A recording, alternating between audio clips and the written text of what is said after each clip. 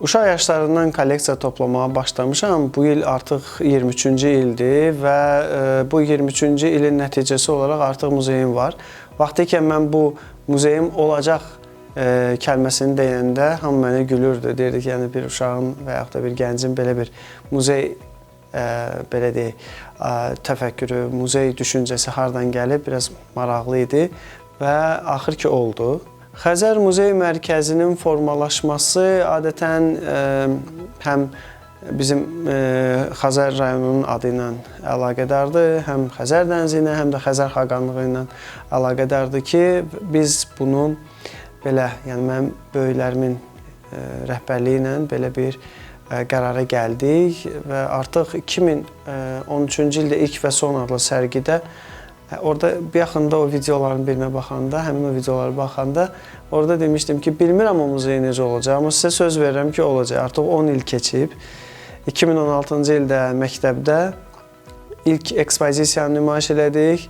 Artıq 2021-ci ilin 7 dekabr tarixindən isə artıq bu gördüyünüz məkan fəaliyyətdədir.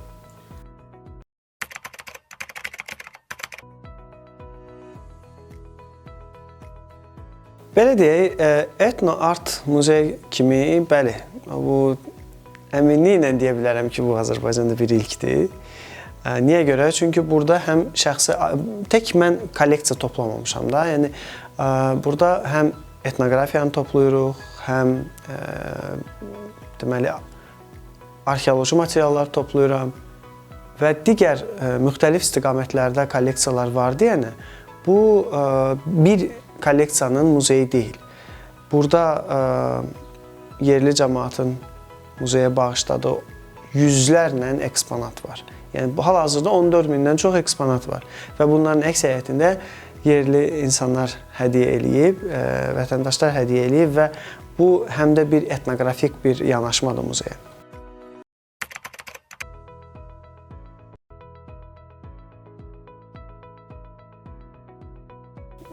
İnsan öz balalarını necə ayıra bilmirsə, indi orada belə deyək, insanlarda 10-15 maksimum uşaq ola bilərsə, məndə 14 mindir, maşallah və bunların hər biri mənim üçün əziz, dəyərli və hər birinin özünün tarixçəsi var. Və mənim üçün deyim ki, bu dəyərlidir, o daha önəmlidir, yox, belə bir şey yoxdur. Ən zəifi belə önəmlidir. Niyə? Çünki hətta bir neçə nümunə olub ki, hətta bir rəssam gəlmişdi, məndə olan o öz qrafik işini götürdü ki, yox, bu mənim zəif işimdir, bunu qoyma kolleksiyaya. Dedim, yox, mən sizin bu zəif işinizlə sizi tanımışam. Çünki mənim əlimə düşən və sizi tanıdığım ilk iş bu olub. Və bəli, bu da artıq tarixçədir. Yəni, mən sizi bu işlə tanımışam. Deməli, bu mənim üçün əsaslı, önəmli, dəyərlidir.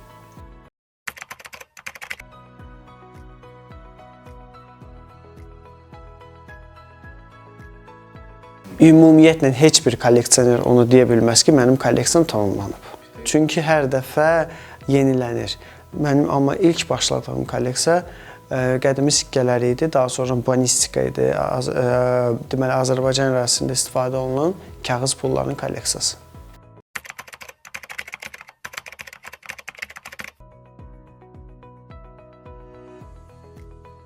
Belə deyək də, mən o ixtisası istəmədən daxil olmuşdum. Əslində, mən turizmə istəyirdim. İstəmədən daxil olmuşdum və elə oldu ki, oxudum. Yəni, dərslərimdən geri qalmırdım, bu müəllimlərim də şahidi idi və eyni zamanda universitetin ictimai sferasında da öz fəaliyyətimi göstərirdim. Amma heç vaxt da düşünməmişəm ki, o sahədə davam edəcəkdim fəaliyyətimi. Həmişə də düşünmüşdüm ki, yəni istədiyim istiqamətdə gedəcəm, çünki burada inzibati idarə etmək idi. Yəni, ixtisasım elə idi ki, hər bir yerə uyğun idi. Elə günü bugün də işlədiyim sahəyə ixtisasım uyğundur.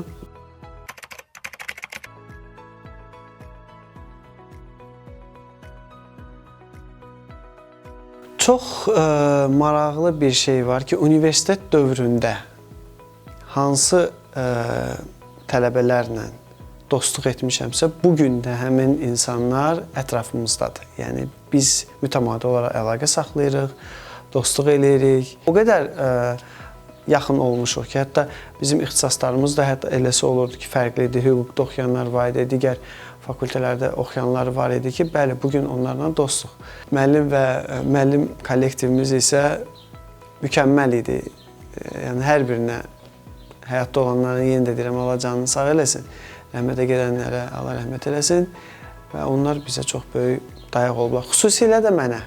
Yəni deyim ki, bəlkə biraz fərqlənirdim bəlkə də bu həm tələbə ikən kitabım çıxmışdı, daha sonra kolleksiya toplamaq falan. Onlara bəlkə də bu biraz cəlb eləyirdi və müəyyən qədər də qiymətlərimdə də bu artımda özünü göstərirdi, biruzə verirdi.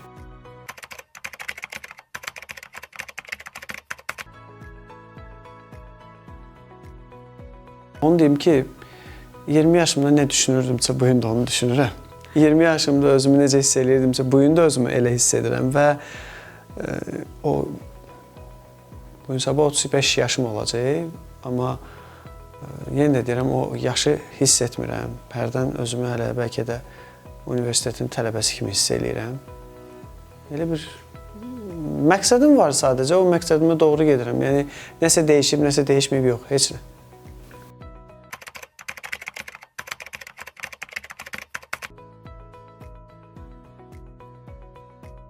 Tələbə idim, onda bizim soruşanda hamı bir-birindən soruşur da haralsan filan. Mən deyirdim Şağanlıya.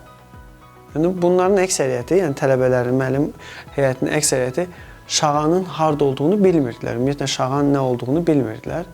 Və mən də belə qərara gəldim ki, bu qədər tarixə malik,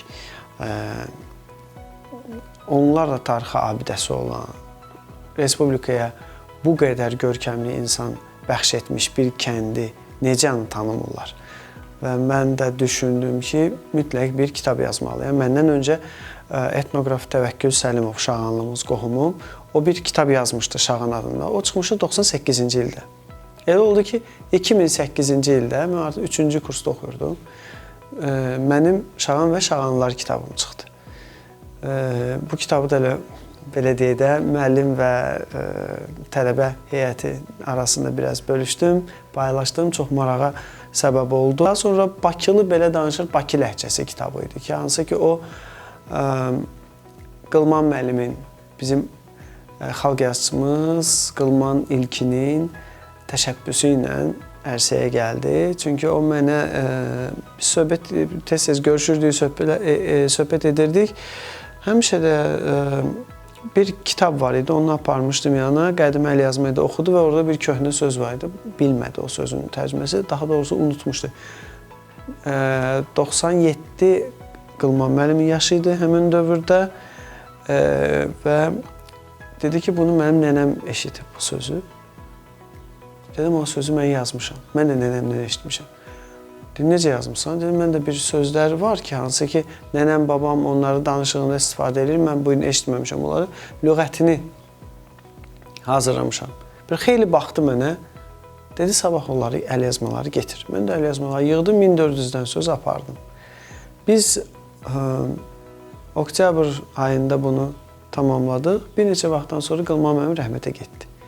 Və 2010-cu ilin fevral ayında Qılman müəllimin xatirəsinə həsr etdim bu kitabı və Bakılı belə danışır, Bakı ləhcəsi. Onun da adını bizim qəzəlxan şairimiz Arif Buzovnalı qoyub və o kitab çıxdı. Qaldı ki, etnik mənsubiyyəti Azərbaycana dayanan və ilklərə imza atan Azərbaycan qadını kitabına. Bunun adını mən bir neçə variantda düşünmüşdüm. Əvvəl 101 qadın idi, daha sonra 111 oldu. Əslində indi 111 qadın üzərində dayanmışam, Azərbaycan qadın üzərində dayanmışam. Bunlardan 100-ü etnik Azərbaycanlı, onu Azərbaycanda doğulan, biri isə nə Azərbaycanda doğulub, nə də ki etnik Azərbaycanlıdır. Amma birbaşa Azərbaycana bağlı bir insandır, yəni aid bir insandır. Niyə? Çünki Azərbaycan ilk qadın rəhbəri olub. Söhbət təbii ki, Respublika dönəmindən gedir, 21-ci ildə.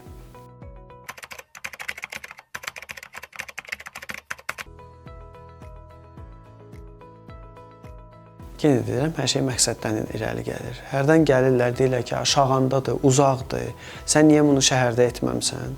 Əvvəla mən öz müəlliməmə təşəkkürümü bildirirəm ki, əvvəla 2016-cı ildə məktəbdə mənə böyük bir yer ayırmışdı öz təşəbbüsü ilə. Daha sonra o yaşı ilə bağlı məktəb direktorluğundan çıxdı. Daha sonra mən də oradan çıxdım. Yəni həmən o məkandan çıxdım və belə deyə ortada qalmışdım. Yəni heç bir yerdə yer ayrılmırdı ki, belə bir muzey yaradaq.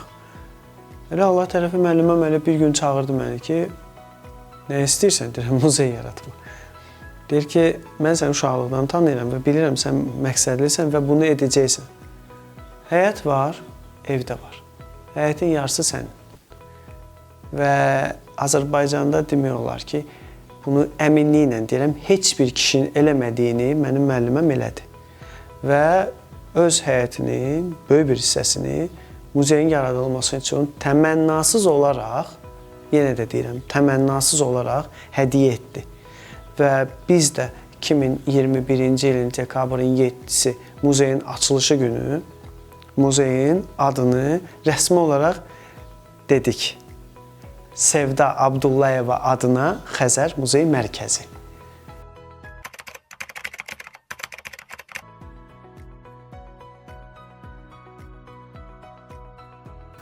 Mən universiteti bitirdiyim vaxtdan bir neçə il mütəmadi olaraq məzun gecələrinə gedirdim. Yəni məzun gecəsi deyil, məzun günlərinə gedirdim. Və daha sonra bəzi səbəblərdən gedə bilmədim, amma mütəmadi olaraq müəllimlərimlə əlaqə saxlayırdım. Və hətta bəzi tələbələrimiz var ki, heç onlarla mən universitet vaxtı görüşməmişəm. Daha sonra biz artıq əlaqədə olduq. Hətta müəyyən insanlar var ki, misal üçün onlardan biri Aytan xanım. O mənə heç vaxt dərs deməyib, amma mən onu müəlliməm deyirəm. Sadəcə bilirdim ki, o bizim universitetdə işləyib. Belə bizim əlaqələrimiz olub. Günü bugün də yenə də dediyim kimi sizin bura gəlməyiniz də ümid edirəm ki, bu bizim əlaqənin nəticəsidir. Çox sağ olun ki, gəldiniz. Mən də bu muzeyin təsisçisi kimi bütün Azərbaycan Universitetinin müəllim və tələbə heyətini muzeyimizdə görməkdən şad olaram. Hər zaman müxtəlif illərdə bitirən, bu gün təhsil alan, nə zaman istəsəz buyurub gələ bilərsiniz və bir daha sizə təşəkkürümü bildirirəm.